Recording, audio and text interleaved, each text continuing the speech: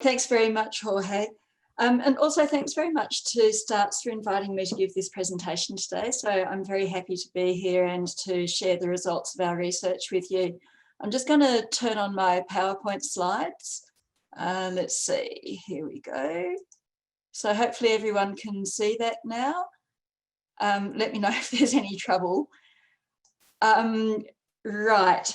So since I'm going to be talking about immigration, I think it's very important to remember that in Australia, everyone except our Aboriginal and Torres Strait Islander people were immigrants here within the last couple of 100 years at least. Our First Nations people, on the other hand, have been here for at least 60,000 years. This is a truly amazing and humbling thing. So I want to acknowledge the traditional owners of this land and pay my respect to the elders past and present, acknowledging that Armidale and UNE, where this research has been conducted, are on land of the Anaiwan people. So I'm going to be presenting research that was jointly funded by the University of New England, Settlement Services International, and the University of Newcastle. You might have noticed on my previous slide also that I have co-authors on this presentation who are from each of those places. I'll just quickly flick back to it. So this is authored by myself, Trina Soulos and Tig McMahon at SSI, and Stefania Paolini at the University of Newcastle. Okay, so I want to start with the broader context of what's been going on with refugee resettlement in Australia more generally. So the graph that I'm showing you here shows the number of refugees settling in major cities and regional locations since 1991. So I've got a little figure for each one. I'm sorry the numbers at the bottom are so small, but hopefully you're able to see them. So we want to look at the orange bars at the bottom of the slide. They show that the amount of regional resettlement of refugees is greatly increasing. In 1991, just 495 refugees, or 3.6%, settled in regional locations. In contrast, if we move up to 2018, this number was 2,824, or 22%. During the last election campaign, the coalition promised 40% regional resettlement of refugees in Australia. So we know that things have been different in 2019, 2020 to what was intended. But sorry, that promise by the government was for 2019, 2020. But given that we haven't had the same refugee resettlement program this year to what we expected, it's still to be expected that this government emphasis on regional resettlement will continue. So given the increased regional resettlement of refugees, it's vital to understand the dynamics of how refugees are received, cared for, and integrated into regional communities over time, and how communities respond to these new community members.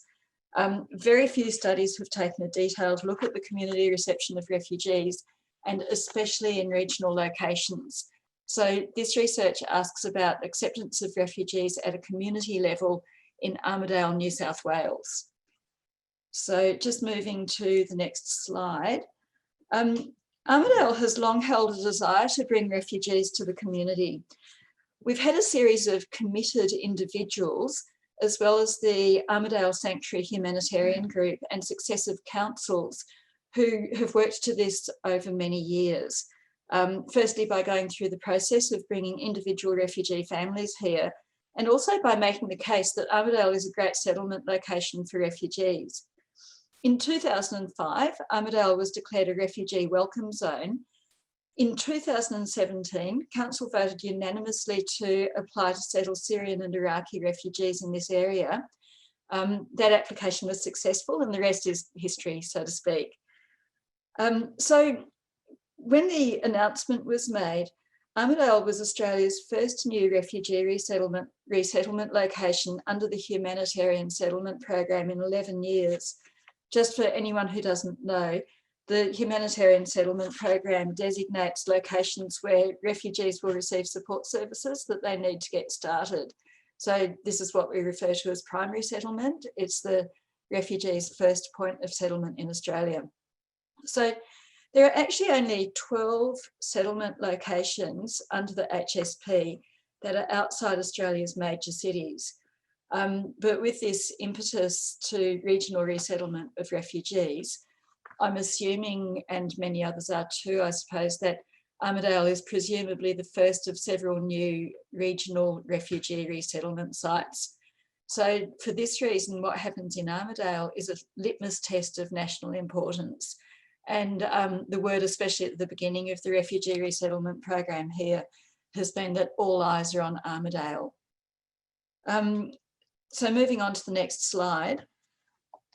Much was made of Armidale being a welcoming community. So I've got a newspaper clip here from the Australian that was put out in August 2017, where this was the announcement that Armidale was going to be this new refugee resettlement site. And the highlighted part says, "It has a strong welcoming community demonstrated by the fact that this push for the city to be a settlement location for refugees was driven by the community itself." But as I was saying before, this push from Armidale was actually based on the actions of a few committed individuals and some community leaders who pushed for it to happen. What we really need to know is what the community's response at large is to the refugees. So, you know, the community are the people who are going to interact with the refugees on a daily basis, and they're the ones who will really determine what Armidale is like as a place to settle. Following the announcement in August 2017, there was a very strong community response with offers of donation and people offering to volunteer their time to help. But this wasn't a uniformly positive response. There was a flurry of comments on a thumbs up, thumbs down Facebook page where blatant negative responses were expressed. Council also fielded a lot of phone calls from people who were concerned about the development of Armidale as a refugee resettlement site and its potential impact on the town. So one of the problems is that in any community, you'll get a small number of people who have very loud voices, and those loud voices then influence how community attitudes are perceived. So one issue is to accurately understand how the broader community is feeling about and responding to refugees. Everyone seems to think they know what the community's attitude is. Like once people started to know about the research that I was doing, people who knew me would come up to me and want to tell me, you know, that they know what the community's attitude is and what it is. But of course, everyone told me a different story. It's like everyone knew of a different community attitude. So this is because people are talking with each other in their own bubble and they don't really know what the community attitude is. They just think they do. Another issue is the risk of backlash effects. So attitudes are influenced by the experiences that a person in their extended circle has with another group. Positive experiences with that group have a positive effect on attitudes, but negative experiences can have significantly stronger impact. So it's fortunate that positive encounters are usually much more frequent than negative ones, but problems can arise if the balance starts to tip towards fewer positive contacts. It also means that if you have small unfortunate events such as playground conflicts, for example, they can have significant ripple effects. So while we can't stop these things from happening, we can monitor and respond appropriately if attitudes become negative and need to be redressed. So turning to the Yazidis settling in Armidale,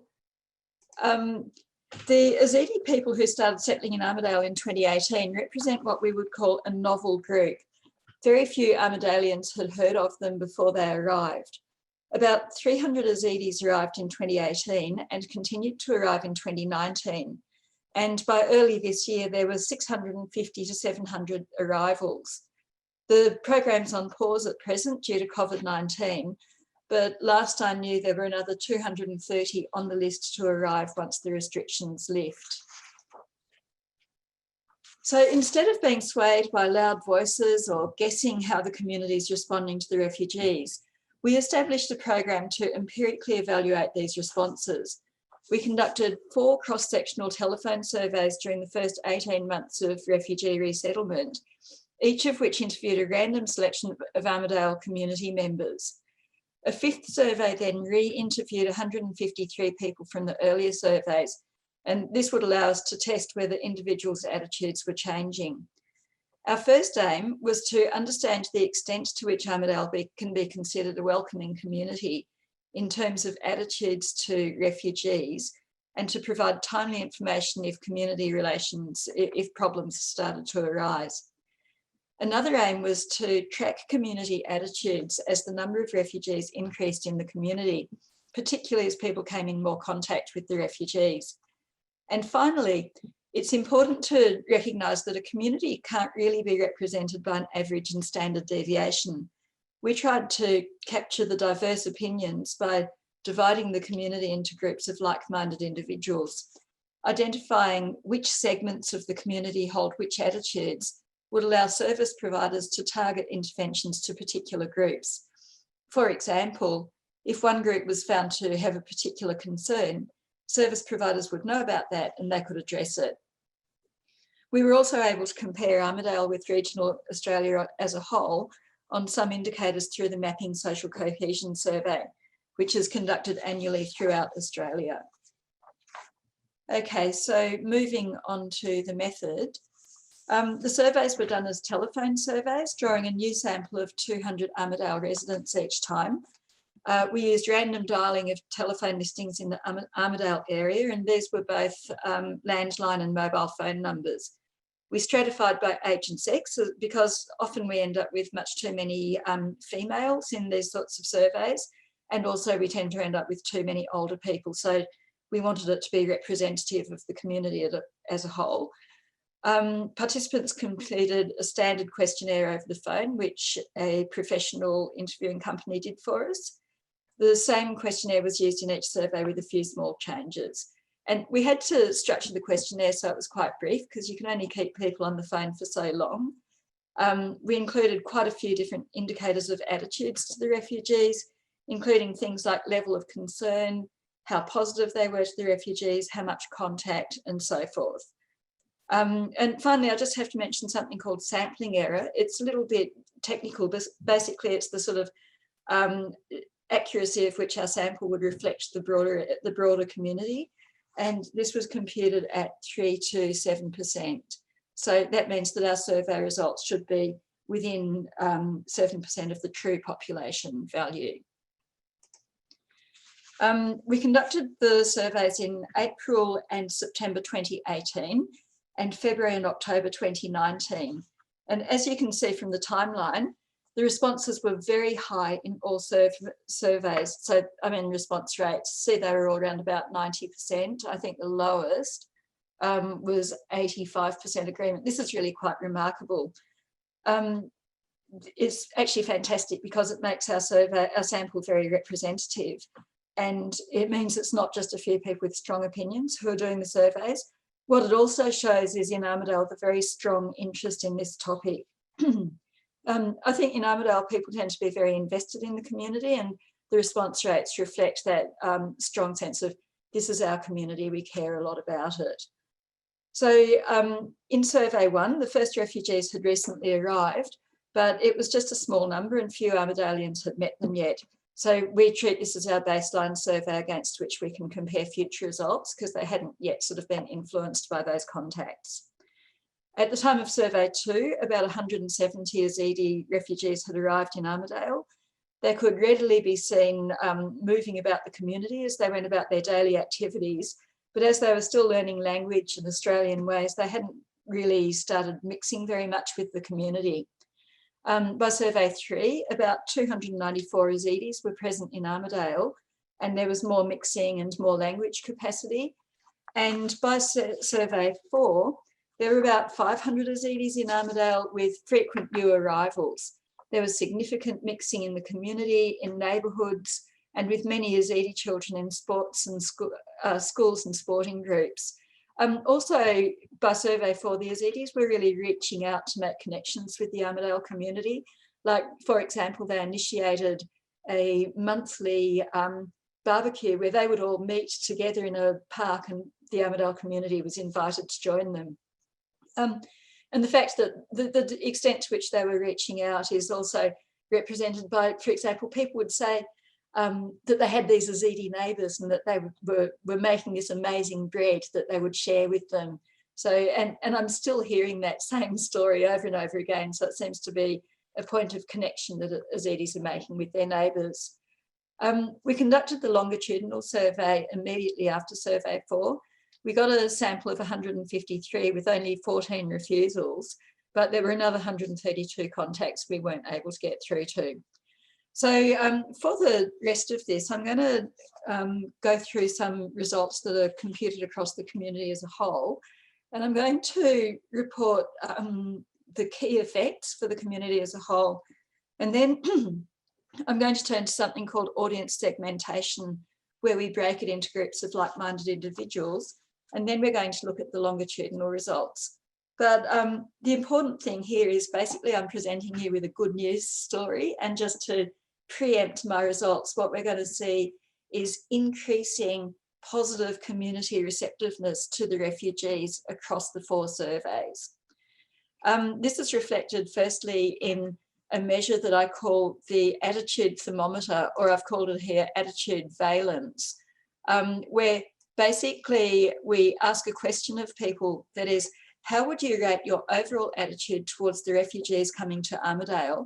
And they rate it on a scale of 0 to 100, where 100 is extremely favourable, 50 is neither favourable nor unfavourable, and 0 is extremely unfavourable.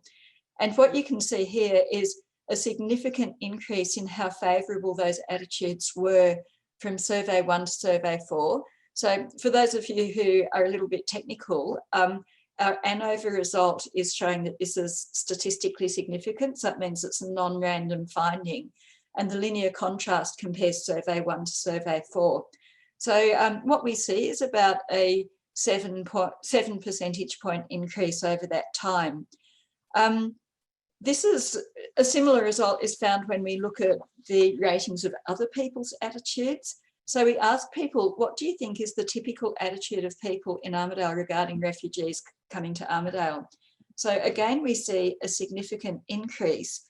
But what's important to note here is that the ratings of other people's attitudes are about 15 percentage points lower than the ratings of their own attitudes. So this is a common finding in prejudice, that people typically perceive others' attitudes as lower than their own. And importantly, this is more pronounced when people's attitudes are more negative. So it's like if someone's prejudiced, they think the whole community is even more prejudiced than they are. But nonetheless, our results are showing increasing estimates of positivity across those 4 surveys in that first 18 months of refugee resettlement. We get the same result when we look at what's called behavioural tendencies. So this is actually about whether people want to facilitate or harm the refugees. And unfortunately, I've only got 3 items from a longer scale, but we asked them to say how likely they would be to shop at refugees' stores, share leisure time with them, or avoid their businesses. That's a reverse coded item. And again, we see an increase across the 4 surveys in how positive people are. And again, it increases by about 5% or so, 4% or so in this case. Generally speaking, all of our results are showing an increase in the sort of 5 to 7 percentage point range. When we looked at the willingness to volunteer time to help the refugees, we actually get a different pattern of effects, where the willingness to volunteer dropped significantly in survey 2 and then came back to baseline in surveys 3 and 4. Now, that's actually quite important because we were able to give those results to the relevant agencies after we conducted survey 2. And I think they were able to take some actions that then sort of increased willingness to volunteer again across the community later on. The next item is about level of concern. So people were asked, do you have any concerns about the impact of refugees coming to Armidale? And this was on a 5-point scale from 1 not concerned at all to 5 very concerned. And you can see again, there's this significant improvement over time. This time it's going down, so there's less concern over time. We follow that with an item that says, and the reason for your rating. And this is actually a really important item. So I've got a table here that I'm not going to have time to go over in detail, but you can see that in the first few surveys, the first 3 surveys, the big concern was about the number of jobs in Armidale. So it was about whether there would be enough jobs for the refugees, or an emerging discourse became that they would compete for the jobs. However, in survey 4, this greatly decreases.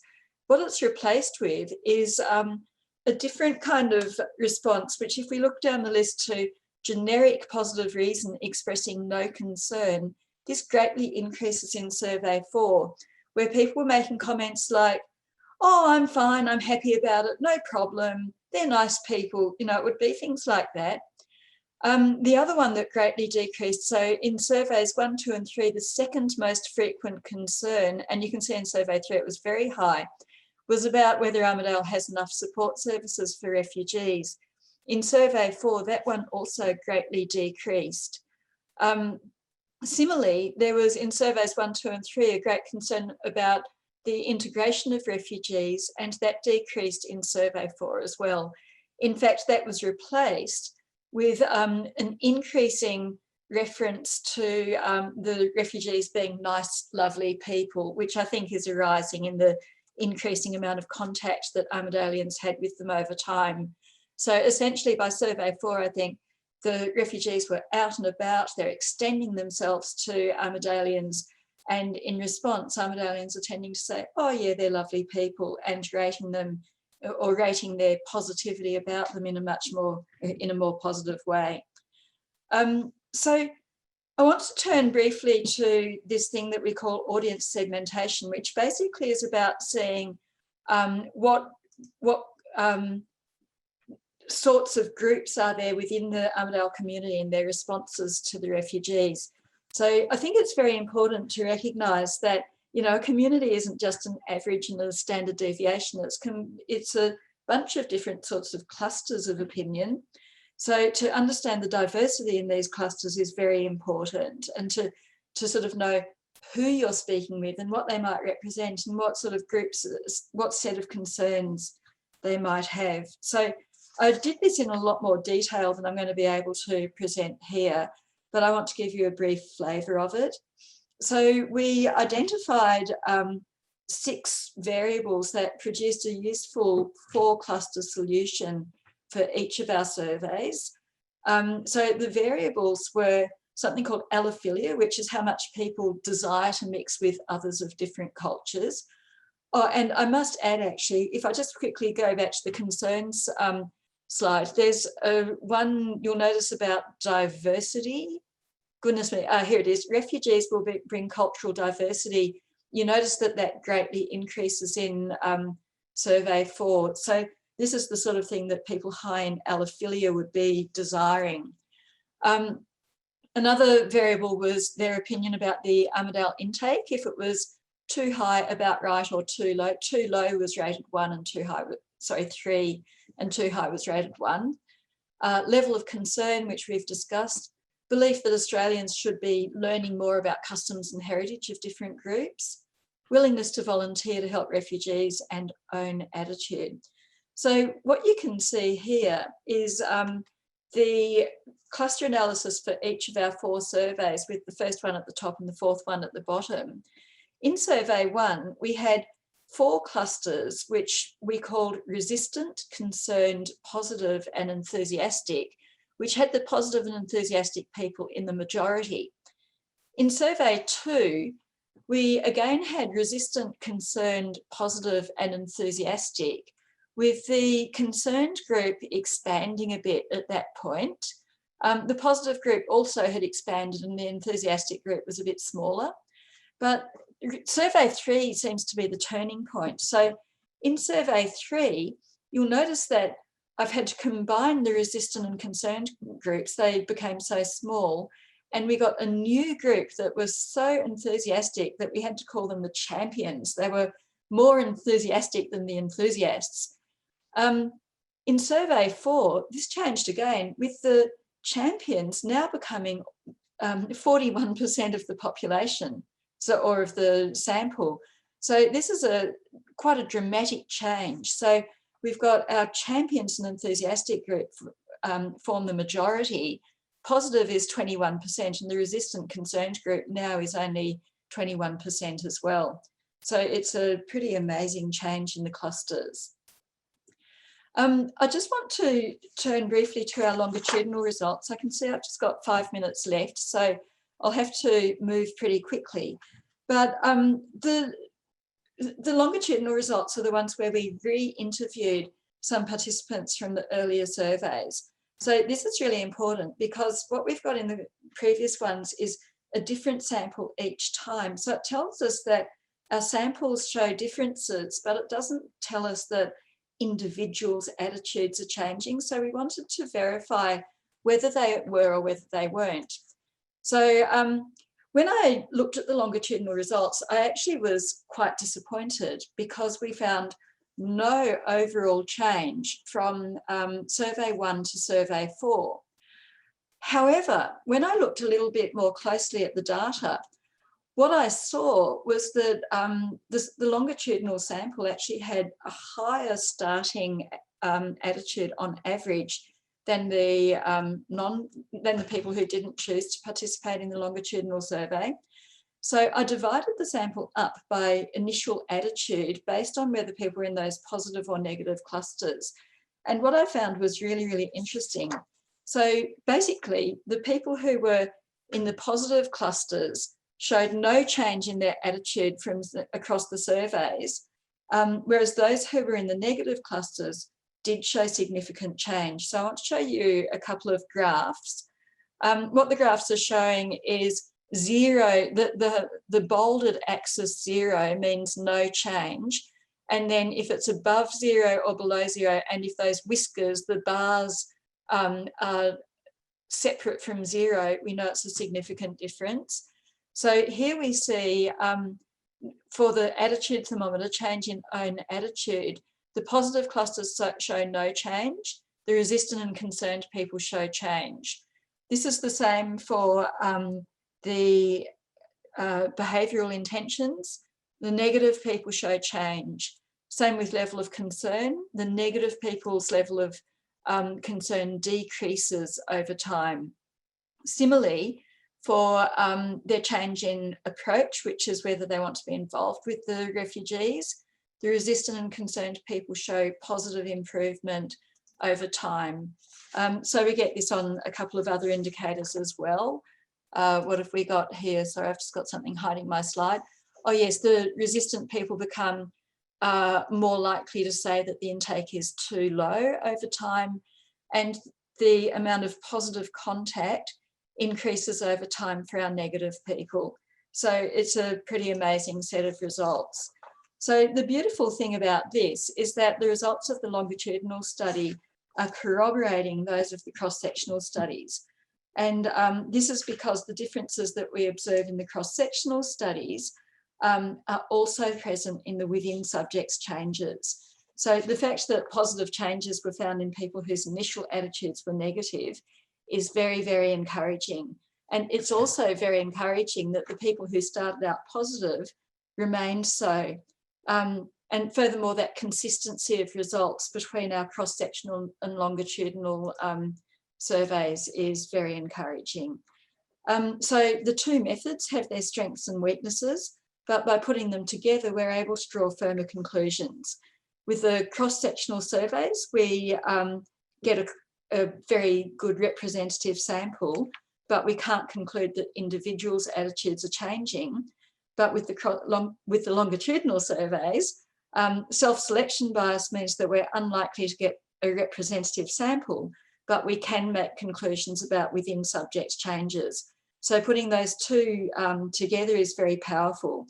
And that we found a similar pattern of results increases our confidence that Armidale attitudes to our lovely Yazidi refugees generally started out positive and became more so. So I can see I'm finishing with 7 seconds left. So I just want to say that in terms of what comes next, we're conducting another wave of surveys next month, in which we're going to do another cross-sectional and longitudinal survey combination. we've applied for funds to see what's happening in regional Australia more broadly. And this will allow us to see what happens with community attitudes depending on the size of the refugee population, the length of settlement, and the size of the receiving community, as well as looking at service provision in health services and English language services. So thank you very much for listening, and I look forward to seeing your questions. Thanks, everyone.